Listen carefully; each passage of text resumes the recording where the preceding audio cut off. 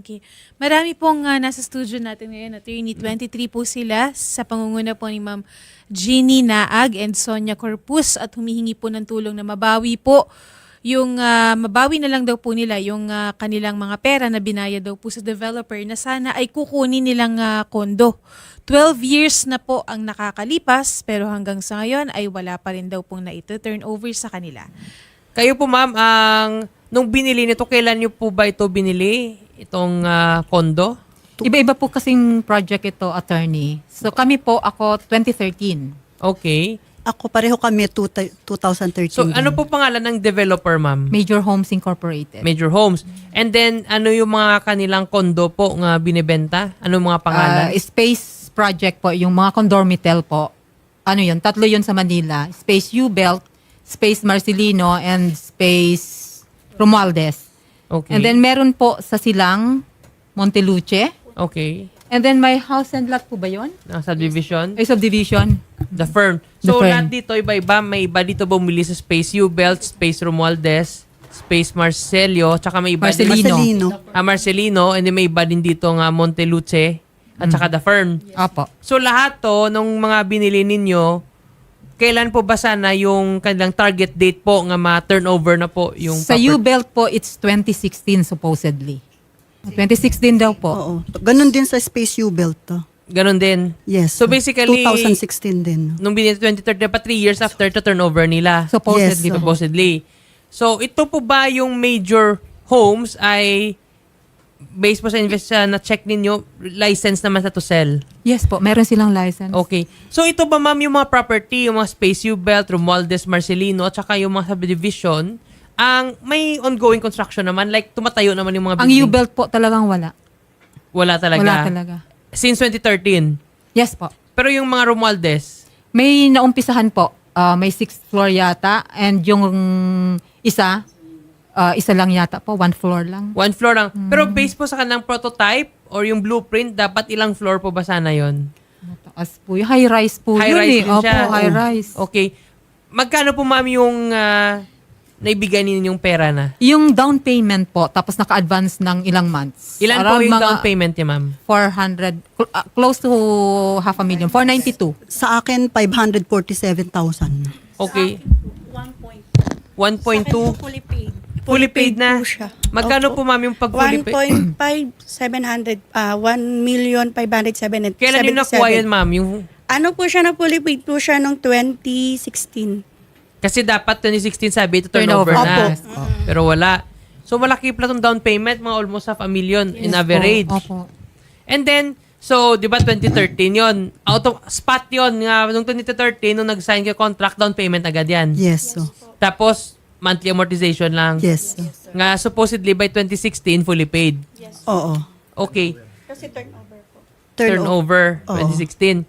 So ngayon, ma'am, di ba, comes 2016. So hindi pa na turnover. Nag-follow up po kayo, ma'am, sa Major Homes. Yes. po. So. Many times. So. Ano po yung kanilang Sasabihin nireply? po nila, in-adjust yung turnover. Merong mga second quarter ng 2017. Ganun lang po, pangako lang. Pero wala naman silang advisory nga madi-delay. Kung hindi pa kayo Wala naglapit sa kanila, wala. Wala. Okay. So actually sa mga case na ganito, pwede natin siya ipasok sa breach of contract. Kasi kung yung promise nila talaga is 2016, siguro kung if ever may extension, dapat siguro 1 year, 2 years. Pero ngayon, 2026, and that's 10 years after, masyado na matagal. Actually, diba? meron din silang promise na isosoli yung pera. Opo, may refund sila. Pero hanggang ngayon po wala. Pero May wala. bigay na refund letter. Meron kayong copy Meron. Opo, ma'am? 2020 nila binigay po. June. Refund letter. Opo. Pero nakapag-start na po ba sila mag-roll? Wala ng man lang. refund? Wala po. Ay, bigay mo na yun. Kahit isang sample lang. Kasi Tingin pag lang. tinatawagan sila, hindi na sila sumasagot sa email, hindi na rin sila sumasagot sa, Sa call, telepono. yeah. Then pinuntahan din namin doon, wala na rin si Nabares, Mike Nabares. Lagi siyang wala. Okay. So ito yung Michael Navarez, ito yung customer service supervisor. Yes Oo. po. Siya yung laging humaharap eh. Okay. So ito po yung kanilang building sa JNCV building sa Pasig. Wala na, sarap. Wala na din. Linden Suite Linden na po sila. Ortigas. Lipat na sila. Opo. Oo. But nevertheless, nag-send pa sila ng refund letter pero hindi nila na-start Hindi. payment. Hindi. Based dito sa letter, ibabayaran nila buo. Hindi po, may ayan May po. 5% interest per annum. Ayan pong nasa box, attorney. Oo. Yun ang nila. Oo. Proposed Proposal, refund. oo.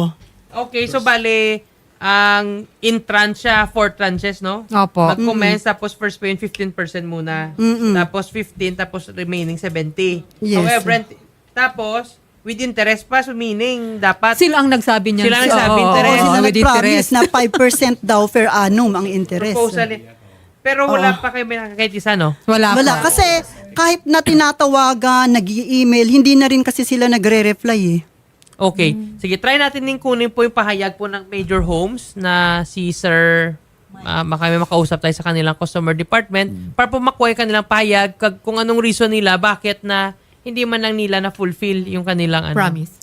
Sige. And then after that, also kausapin natin also yung officer in charge ng Housing and Real Estate Development and Regulation Division para ipacheck din kung ano na po yung status ng Major Homes. Kasi minsan, like, maybe 10 years ago, they have license to sell. Meron pa rin However, po. Meron pa rin po. Meron pa rin. so ongoing developer pa rin Yes. sila. Meron pa rin silang mga project na ongoing. Doon nga po kami nagtataka, attorney. Bakit? Ito Marami ongoing project nagko-complain. nila, ma'am, tumatayo ba o kung parang katulad din sa inyo, first floor lang muna, tapos wala na. Wala na. Sa Opo. amin, sir, model house lang. Saan ba yung subdivision yun? Sa The Fern po, sa Kalumpit, Bulacan. Oo. 2009 pa ito, sir. 3 years contract ang kinuha namin term ng payment.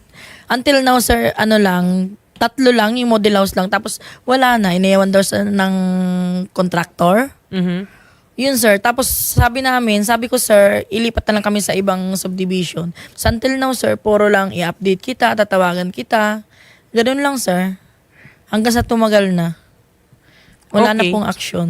Kasi kung it seems kasi based po sa sinabi ninyo, talagang in bad faith siguro to yung developer nga they would promise nga ma-turnover and then wala. And then actually nagbigay na dapat i-refund pero wala silang binigay Wala na din. refund. So, pwede natin to ma'am nga kung nilakad to, ikaso na lang po through legal proceeding para po mamakuha nyo pa pati yung interest ma'am. Sisa lang sabi. And then, for every time nga delayed pa yung payment nila since 2016 na ba yung turnover. Until now, so yun yung pag-compute. Diba? But before nakausapin natin muna itong si Engineer Ronel Taningco, yung DHSU DNCR po, na officer in charge ng Housing and Real Estate Development and Regulation Division. Magandang hapon po sa inyo, Engineer Ronel. Ay, magandang hapon po, sir. Magandang hapon po sa inyo. Yes po, sir. Si Attorney Jet Rocking to, sir, sa My Wanted sa radyo. Ang engineer, pwede niyo po ba kami, sir, mabigyan po linaw kung ano po ba, sir, yung mga process usually, sir, pag ganitong scenario na yung mga condo buyers, sir, or mga subdivision buyers bumili sa developer and then nag-promise yung developer na after 3 years may turnover na. However, times pass, umabot ng 10 years, wala pa rin turnover. Ano po ba, sir, usually yung mga recourse or remedy nila ni sir laban dito sa developer? Opo. As procedure po, no? Yes, sir. Sa mga ganyang concern, no? Pwede po sila muna lumapit sa DSUD, no? At ang gagawin po namin doon, yung nagkakakontak tayo ng EDR or Alternative Dispute Resolution through conciliation po, no? So, they could file a complaint with their, kung ano yung request nila, for example, refund, no? Then we would call the complainant and the respondent. So dito po, pag nag-schedule kami, tatawagin namin si Major Homes to a specified time at yung respondent po at complainant ang mag-uusap. Now, pag hindi sila nagkasundo, kasi nga po conciliation po itong proceeding na to, ang next course of action po na pwede nilang gawin ay mag-file na po ng kaso sa HSAC for refund. Kasi po sila naman po yung quasi-judicial na agency na sila po talaga yung pwedeng sa mga kaso na related po sa real estate po. So yun po yung pag-handle po ng complaints at yung kaso po. Okay, so bali sir, dadaan muna sa inyo dyan sir sa DHSUD para kung pwede po madan sa mediation, conciliation at babayad sila okay. Pag hindi, doon na po sa adjudication. Opo. And pag umabot sa adjudication, sir, so kasama ng interest, sir, kasi syempre, yung time value ng money habang tumatagal. Kasi, Yes po, opo. Kasi sila naman po is quasi-judicial. Sila rin po yung may karapatang mag-determine if magdidemand po ng damages yung ano po. So, hindi po kasi kasama yun eh. Ang sa department lang po is conciliation. okay. Pwedeng magkasundo, pwedeng hindi. Pag hindi nakasundo, sa kaso po, which is yun naman po, yung sinasabi nyo, aside from yung refund, pwede nilang kasama sa prayer nila is yung damages that was caused by the issues. Okay. Sige, thank you for that, Engineer Ronel, no, sa pagbigay po linaw ng pwede pong procedure po na gawin na lang po ng complainant para po makuha naman nila yung kanilang refund. And also, sir, pwede po ba namin, sir, matanong, sir, how come, sir, nga itong major homes, they still have license to sell despite na there are many condo board mga complainants nga hindi nga nila na-fulfill yung obligation nila, how come nga may license to sell pa rin sila, sir? Okay. Sir, ito yung ano dyan. No? We were provided with tatlong projects na concern. No? Yung Space Manila sa Ermita, Maynila, yung Space U-Belt sa may Recto, then yung Space Romualdez no, sa may Ermita din po. No? For yung una po, no, sa Space Manila, so ang lisensya po niya noon ay na-issue noong 2014 pa. Ang target date of completion niya is 2016. Pero noong February 28, 2024 ay sinuspend na po namin yung lisensya nga dahil nga hindi na ang term po doon is incomplete development. So dahil hindi nila nakocomply yung pagtatapos na noong 2016 pa, malamang issue pa kami dito na cease and desist order. Sinuspend na po namin yung lisensya nila noong February 28, 2024. Yung sa Space U naman po, almost same din po yung time frame. Ang lisensya na is 2016, pero ang target date of completion na nila is 2020. Pero dahil nga hindi nila natapos yon, noong October 22, 2020 din po, issue ka na rin po namin ng suspension yung lisensya nila. Yung naman po Space Romualdez, na-issue po yung lisensya na 2016 at ang target completion na ay 2019.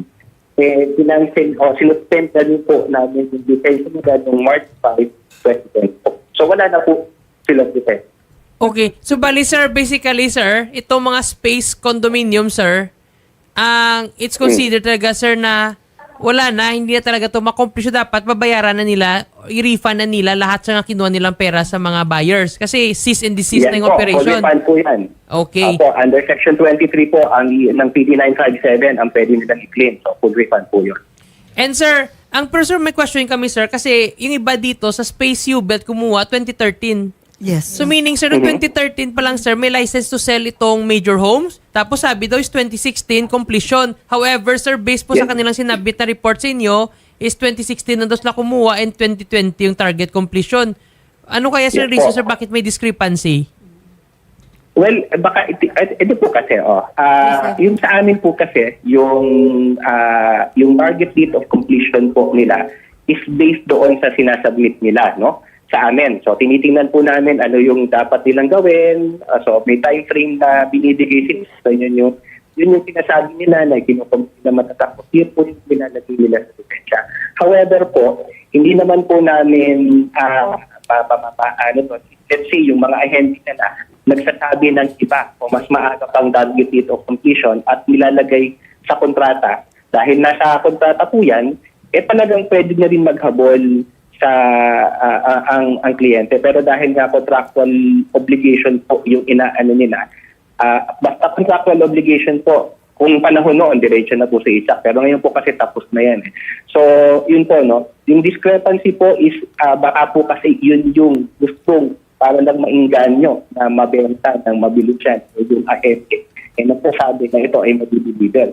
Pero base po sa aming lisensya, yun po yung kinocommit nila sa amin. So, doon namin sinasingin, doon sa commitment nila. Ang engineer, tanong kami, sir, ano po ba, sir, yung sanction, sir, sa isang developer nga, let's say, sir, nagbenta sila pero wala pa silang license that time nga nagbenta sila? Ano po yung mga possible sanction nila? Okay. Pag hindi pa po na-lisensyahan, no, yung ano po, no, ang penalty po sa kanila, pero administrative penalty lang po yon is 10,000 per unit na binibenta nila. So ang assumption po natin, let's say sa isang condominium, no, if meron kaming nakita na advertisement na ang binibenta ay isang condo at alam namin kung ilan yung unit na nandun, so per unit po yung i-penalty namin. Okay.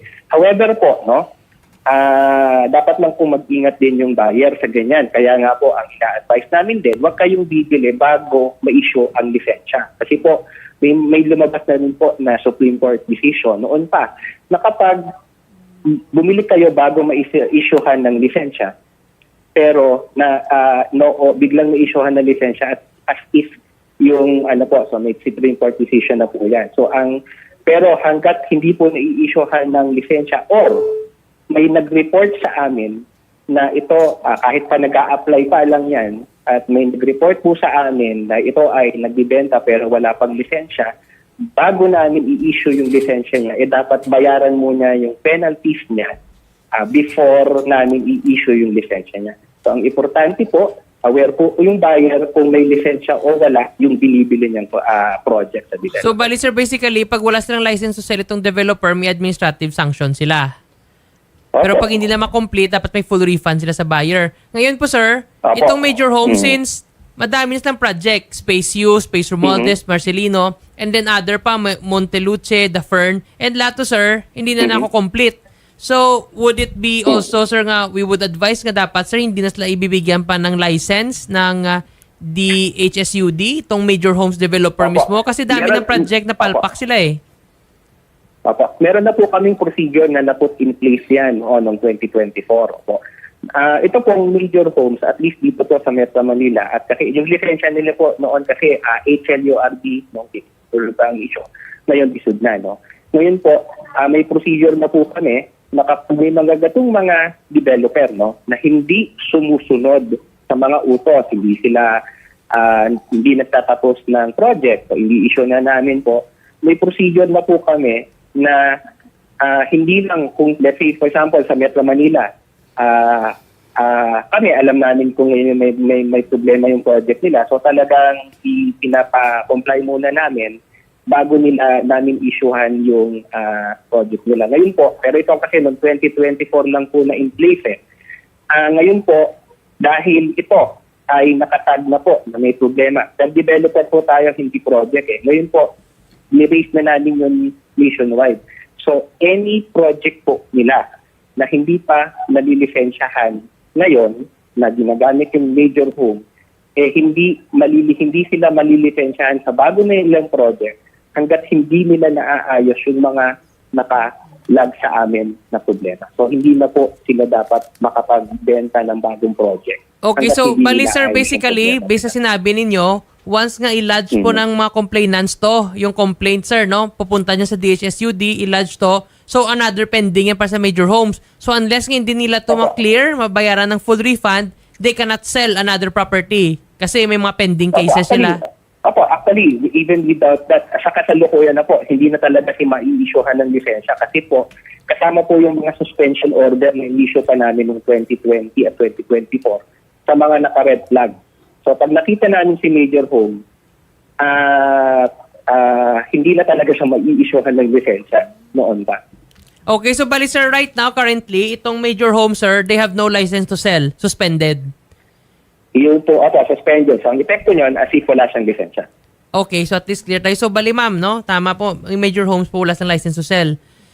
Then, may full refund po kayo based po sa So ayan po ma'am, sasama na lang po kayo ng team ng Wanted sa radyo, pati staff po ni Senator Edo Raffy Tulfo. Pupunta po tayo dito sa kay Engineer Ronel Taningco, doon sa DHSUD, para po makapag-file po ng kaso laban dito sa major homes, Kasi sila man developer ng mga binibili ninyo. So sisimula pa rin muna sa mediation conciliation. Pero once nga hindi na yan pupunta sa adjudication. Yun po ma'am, mabibilang na din po yung interest, yung damages, kung gaano katagal. And currently, ma'am, nakasuspend naman yung license major homes para po lang sa mabiktima pang iba. Pwede pong magtanong. Yes, ma'am.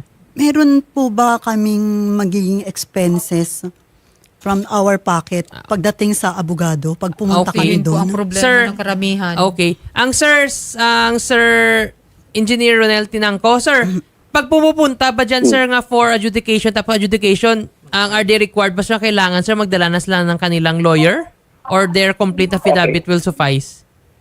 Ako, hindi po ako familiar sa rules po ng ASAC, no? Yung sa amin po, yung conciliation po, wala pong bayad yun.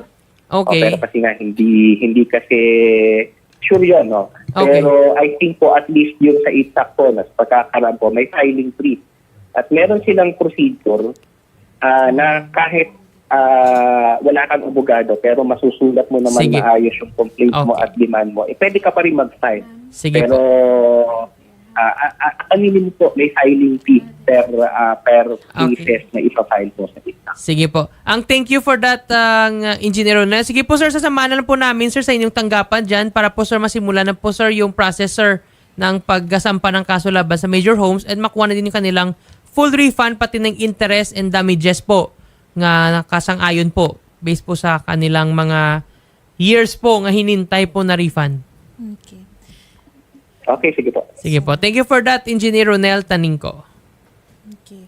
Sige po. Mga ma'am and sir, kakausapin po namin kayo sa kabilang studio ha para po i-schedule po natin yung pagpunta natin kay Engineer Taningco. Okay po. Salamat po at magandang hapon po. Thank Okay. you. Thank you po, Salamat ma'am. po. Sige po. Salamat po. Okay. At mga kapatid, maraming